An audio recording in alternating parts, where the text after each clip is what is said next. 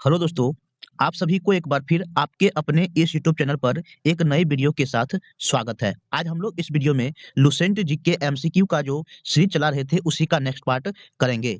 इसमें टोटल हमने 35 question top 35 question वैसे लिए हैं जो पिछले साल किसी न किसी एग्जाम में पूछे जा चुके हैं, चाहे वो एसएससी हो, रेलवे हो, चाहे किसी भी स्टेट के कॉम्पिटिटिव एग्जाम क्यों ना हो। Total 35 question most repeated question है जो कि बार-बार आपके एग्जाम में पूछे जाते हैं। हम जो ये सीरीज चला रहे हैं, ये सीरीज क्या है? चैप्टर वाइज लुसेंट का चैप्टर वाइज चल रहा है, जो कि अभी हम लोग भारतीय राज्य व्यवस्था मतलब इंडियन पॉलिटी का कर रहे हैं। तो इससे पहले भी हम कई सारे इस सीरीज का वीडियो बना चुके हैं, बना करके चैनल पे अवेलेबल है, उसमें प्लेलिस्ट भी बना हुआ है, चाहे तो प्लेलिस्ट में जाके देख सकते हैं या फिर हम लिंक सभी का डिस्क्रिप्शन बॉक्स में भी डाल दिए हैं। हर एक वीडियो आपके लिए इंपॉर्टेंट है, तो सभी को जाकर के अवश्य ही देख लीजिए, जिससे आपको आने वाले एग्जाम की प्रिपरेशन करने में काफी बेनिफिशियल होगा। ये 35 क्वेश्चन बहुत ही इंपॉर्टेंट है, तो आप अंत तक अवश्य बने रहिएगा। अगर आप चैनल पे नए हैं तो अवश्य ही चैनल को सब्सक्राइब कर लें, और वीडियो अगर आपके को अच्छे लगे तो वीडियो को लास्ट में लाइक भी कर दें और एक प्यारा सा कमेंट भी कर दें। चलिए हम लोग पहले क्वेश्चन की तरफ चलते हैं। तो देखिए, पहले क्वेश्चन में कहा गया है 31वें संविधान संशोधन अधिनियम द्वारा लोकसभा की अधिकतम संख्या कितनी निर्धारित की गई है? तो 31वें संविधान संशोधन के हिसाब से कितने निर्धारित की गई? तो ऑप्शन ए में दिया हुआ है 530, ऑप्शन 2 में 542, ऑप्शन सी में 540 और ऑप्शन डी में कितना है? 545। करेक्ट आंसर क्या होगा? Option D. कितना निर्धारित किया गया अधिकतम संख्या? 545। 545 में से आपको पता है 424 सीट जो कि कहाँ से आएंगे? 424 लोकसभा सदस्य राज्य, 29 जो राज्य हैं 29 राज्य से चुन के आएंगे। बाकी के आपके हो जाएंगे 19 सदस्य। 19 सदस्य जो 8 केंद्र शासित प्रदेश से है वहां से आएंगे। मतलब 424 हो गए राज्य से, 19 कहाँ से आ जाएंगे? केंद्र शासित प्रदेश से। 19 कितना होगा? 443 बचे दो। तो दो सदस्य वैसे होते हैं जो अंगल भारतीय वर्ग के प्रतिनिधित्व करते हैं, इसको राष्ट्रपति द्वारा मनोनीत किए जाते हैं। समझ गए होंगे? इस तरीके से आपका ये क्वेश्चन नंबर फर्स्ट का आंसर क्या जाएगा? Option number D. एक और ध्यान रखिएगा, हम जितने भी फैक्ट बता रहे हैं वो सभी सभी इंपॉर्टेंट है। मतलब अगर हम 35 क्वेश्चन इसमें इंक्लूड किए हैं तो आप कम से कम इसमें 100 क्वेश्चन आपका कवरेज होगा। तो आप हर एक चीज को ध्यान से सुनिएगा, और हो सके तो आप नोट करना चाहे तो नोट भी बना सकते हैं। क्वेश्चन नंबर 2 को देखिए।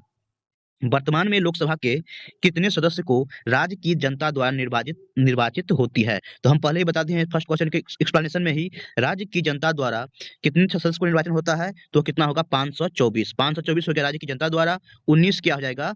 केंद्र शासित प्रदेश द्वारा, और दो कौन हो जाएंगे? राष्ट्रपति द्वारा मनोनीत दो अंगल भारतीय होंगे। थर्ड में वही क्वेश्चन है, केंद्र शासित क्षेत्रों की जनता लोकसभा में अपने कितने प्रतिनिधि को निर्वाचित निर्वाचित करके भेजती है? तो वह आंसर क्या हो जाएगा इसका? Option number 1 19।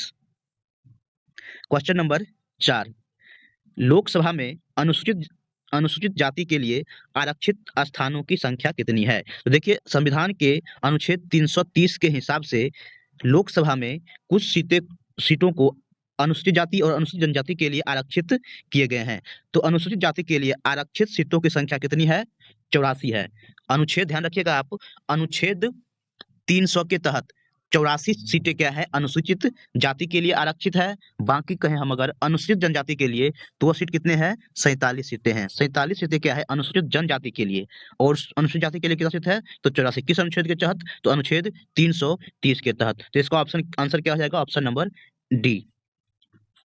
क्वेश्चन नंबर 5, देखिए, लोकसभा में राज्यों को किस आधार पर सीटों की आवंटित होती है? मतलब राज्य में किस तरह के, किसके हिसाब से सीटें दी जाती है? तो किसके हिसाब से होगा? तो ऑप्शन नंबर एक क्या होगा? जनसंख्या के आधार पर राज्य को सीटें आवंटित किए जाते हैं। तो आप लोगों के लिए एक क्वेश्चन है कि किस राज्य की लोकसभा की सीटें की संख्या सबसे अधिकतम है? तो उसका आंसर आप लोग कमेंट में दीजिएगा। क्वेश्चन नंबर 6, भारत में स्वतंत्रता के बाद प्रथम आम चुनाव कब संपन्न करवाए गए थे? तो प्रथम जो स्वतंत्रता के बाद प्रथम बार जो आम चुनाव हुए थे वह कब हुए थे? तो 1952 में। 1952 में आम चुनाव संपन्न प्रथम बार 1952 ईस्वी में करवाए गए थे। 7 नंबर सवाल है, लोकसभा का चुनाव लड़ने के लिए इच्छुक व्यक्ति की न्यूनतम आयु सीमा कितनी होनी चाहिए? ये क्वेश्चन ऐसे हैं कि हर एक एग्जाम में पूछे जा चुके हैं अभी तक, बहुतों बार पूछ लिया गया है। तो लोकसभा को चुनाव को लड़ने के लिए जो न्यूनतम आयु सीमा है वह कितनी है? तो 25 वर्ष की होनी चाहिए। ठीक, तो ऑप्शन नंबर बी इसका करेक्ट होगा। कौन सा राज्य सबसे अधिक प्रतिनिधि लोकसभा में भेजता है? तो सबसे अधिक प्रतिनिधि भेजने वाले लोकसभा में सदस्य किसकी है? तो देखिए पहले हम बात करते हैं बिहार कितने सदस्य को भेजते हैं, तो वह कितना है, उनकी संख्या कितनी है, 40। बिहार जो है 40 सदस्य को लोकसभा में भेजते हैं। ठीक, उसके बाद हम बात करते हैं पश्चिम बंगाल की। तो पश्चिम बंगाल को आपको बताने हैं, पश्चिम बंगाल भी कितना होता है, टोटल 42 सदस्य को क्या है, अपने लोकसभा में भेजते हैं। बात करते हैं हम लोग मध्य प्रदेश की। तो आपको मध्य प्रदेश जो है टोटल 29 सदस्य को क्या है, लोकसभा में भेजती है। सबसे अधिकतम संख्या जो भेजने वाले राज्य हैं वह कौन से हैं, तो उत्तर प्रदेश। हमने आपसे इससे पहले हम इसी का क्वेश्चन पूछे थे, जो कि उत्तर प्रदेश जो है लोकसभा में कुल 80 सदस्य को भेजते हैं। ठीक है, 80 से सबसे अधिक कौन सा हो गया, उत्तर प्रदेश 80 से पहले जो सेकंड स्थान आता है वो आता है महाराष्ट्र का। महाराष्ट्र जो है लोकसभा में कितना सदस्य को भेजता है, तो महाराष्ट्र जो है टोटल 48 सदस्य को निर्वाचित कर करके वह भेजता है लोकसभा भवन में। ठीक है, पहला स्थान किसका है, उत्तर प्रदेश को 80 भेजता है। उसके बाद आता है महाराष्ट्र को, महाराष्ट्र कितना भेजता है, 48। महाराष्ट्र की बात कौन सी जगह आती है, तो पश्चिम बंगाल की। पश्चिम बंगाल क्या है कि 42 सदस्य को भेजती है पश्चिम बंगाल। की बात आती है बिहार की। बिहार कितना है, 40 और 40 हो गया ये और फिर बिहार की बात आती है तमिलनाडु की। तमिलनाडु क्या है, 39 सदस्य को भेजता है। अगला सवाल है, आपातकाल के दौरान संसद लोकसभा का कार्यकाल एक बार में कितने समय के लिए बढ़ा सकती है? देखिए आपातकाल की बात आई है तो आपको पता होनी चाहिए, सबसे पहले भारत में जो आपातकाल लगी थी 1976 ईस्वी में लगी थी, किसके द्वारा, तो इंदिरा गांधी के द्वारा लगाई गई थी। और वह 2 बार अपने जो संसदीय जो कार्यकाल थी उसको 2 बार 1-1 वर्ष के लिए बढ़ाई थी। तो इस चीज को आप ध्यान रखिएगा। कहा गया है आपातकाल के दौरान संसद लोकसभा का कार्यकाल एक बार में मैक्सिमम 1 वर्ष तक ही बढ़ाया जा सकता है। ठीक है, एक बार में 1 वर्ष तक ही बढ़ाया जा सकता है। और जो है अगर आपातकाल खत्म हो गया है तो उसके 6 महीने के अंदर जो है इलेक्शन हो जाना जरूरी रहता है। क्वेश्चन नंबर 9 कंप्लीट हुआ। क्वेश्चन नंबर 10 देखिए, का किसी भी दशा में आपातकाल की उद्घोषणा प्रवृत्त न रहने के बाद उपयुक्त अवधि कितने समय से आगे नहीं बढ़ाया जा सकता है? तो इसका आंसर क्या हो जाएगा, 6 महीने। 6 महीने से बाहर अगर आपातकाल खत्म हो गया है तो अवधि को जो बढ़ाया नहीं जा सकता है। क्वेश्चन नंबर 11, लोकसभा में किसी भी कार्य को करने के लिए गणपूर्ति हेतु सदस्यों की न्यूनतम आवश्यक संख्या कितनी होती है? तो गणपूर्ति मतलब कोरम की संख्या कितनी होनी चाहिए, तो कोरम की संख्या क्या होती है, सदन सदन के सदस्यों की कुल संख्या का 10वां भाग 1/10 क्या होती है यह कोरम, चाहे वह लोकसभा हो चाहे वह राज्यसभा हो। क्वेश्चन नंबर 12, एक वर्ष में लोकसभा के सामान्यतः कितने सत्र आयोजित किए जाते हैं? तो एक वर्ष सत्र में सामान्यतः लोकसभा के 3 सत्र आयोजित किए जाते हैं। और एक और ध्यान रखना है आपको, कम से कम साल में 2 सदस्य कम से कम 2 क्या है सत्र, मतलब 2 सत्र होने अनिवार्य हैं कम से कम। और प्रत्येक सत्र के बीच 6 महीने का गैप से अधिक का गैप नहीं होना चाहिए। इसको भी आप लोग ध्यान रखेंगे। क्वेश्चन नंबर 13, राष्ट्रपति लोकसभा को कार्यकाल पूरा करने से पूर्व भंग कर सकती है।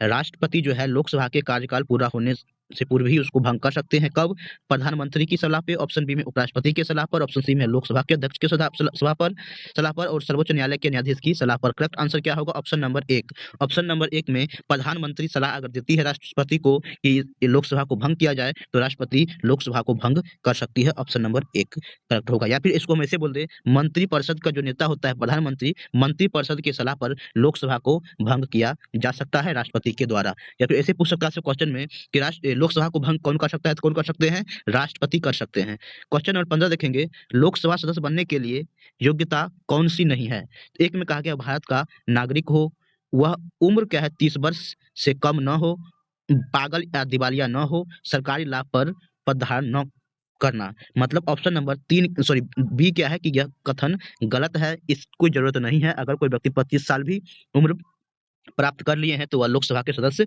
बन सकते हैं। मतलब ऑप्शन नंबर बी इनकरेक्ट है, मतलब ऑप्शन नंबर बी आपका करेक्ट होगा।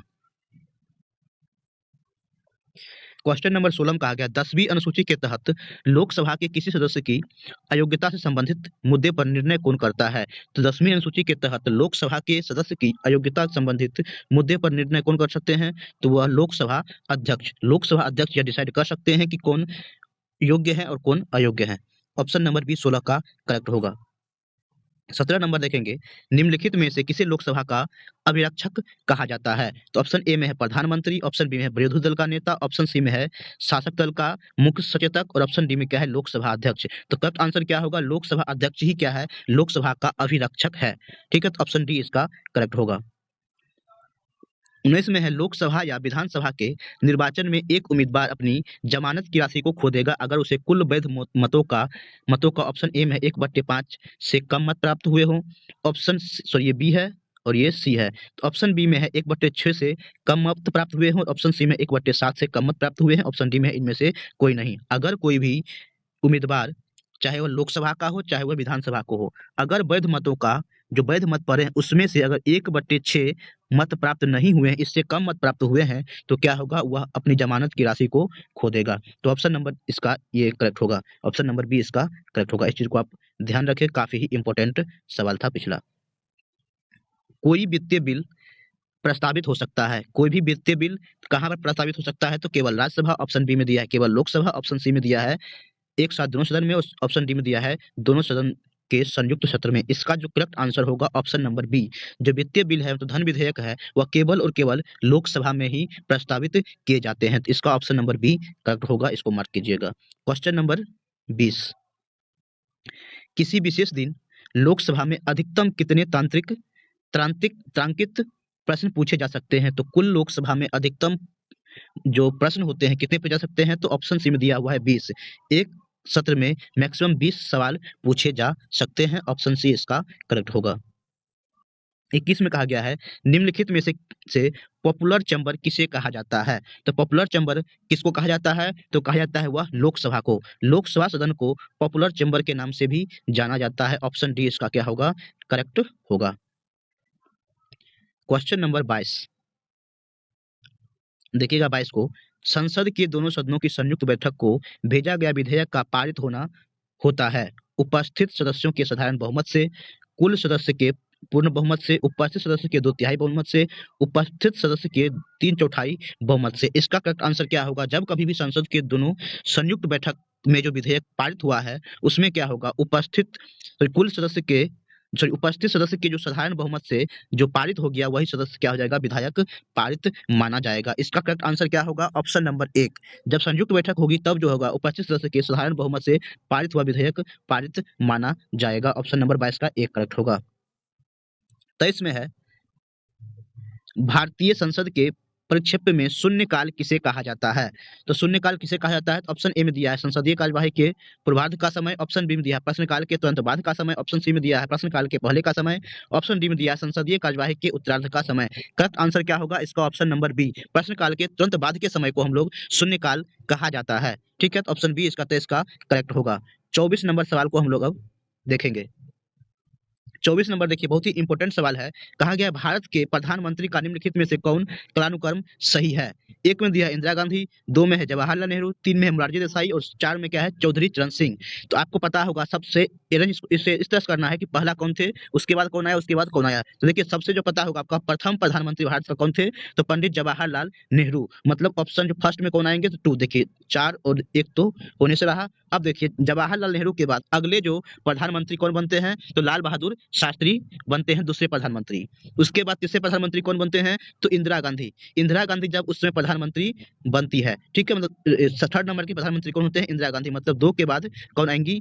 1। तो 2 के बाद 1 ऑप्शन नंबर सी। अगर आपको पूरा पता नहीं भी है तो सी मार के आप एग्जाम में ऐसे भी आप सॉल्व कर सकते हैं। लेकिन ध्यान दीजिएगा, अब इंदिरा गांधी की बात आती है तो इंदिरा गांधी क्या है? प्रथम महिला भारत की प्रधानमंत्री हुई थी। ठीक है, और एक और फैक्ट इसमें इसके बारे में क्या है कि ये जो है शासन, ये जो आपातकाल लाने वाली, जो आपातकाल भारत में प्रथम बार आया था उस समय की प्रधानमंत्री कौन थी? तो इंदिरा गांधी ही थी। उसके बाद इंदिरा गांधी के बाद आता है कौन? मोरारजी देसाई। मोरारजी देसाई क्या थे कि इंदिरा गांधी के बाद प्रधानमंत्री बनता है। ठीक है, तो जो मोरारजी देसाई थे ये प्रथम गैर कांग्रेसी प्रधानमंत्री बने थे और प्रथम बार त्यागपत्र देने वाले भी प्रथम प्रधानमंत्री मोरारजी देसाई ही थे। मतलब फर्स्ट हो गया, उसके सेकंड हो गया, फिर फर्स्ट, उसके बाद थर्ड, फोर्थ में आते हैं चौधरी चरण सिंह। उसके बाद मोरारजी देसाई के बाद चौधरी चरण सिंह प्रधानमंत्री बनते हैं और चौधरी चरण सिंह ऐसे प्रधानमंत्री हैं जो बिना लोकसभा गए हुए ही अपना त्यागपत्र ये भी देते हैं, मतलब कभी भी लोकसभा में ये उपस्थित नहीं हुए। तो इस तरह से ऑप्शन सी आपका करेक्ट हुआ और बाकी जो फैक्ट हुआ हम सब आपको बता दिए हैं। क्वेश्चन नंबर 25 देखेंगे।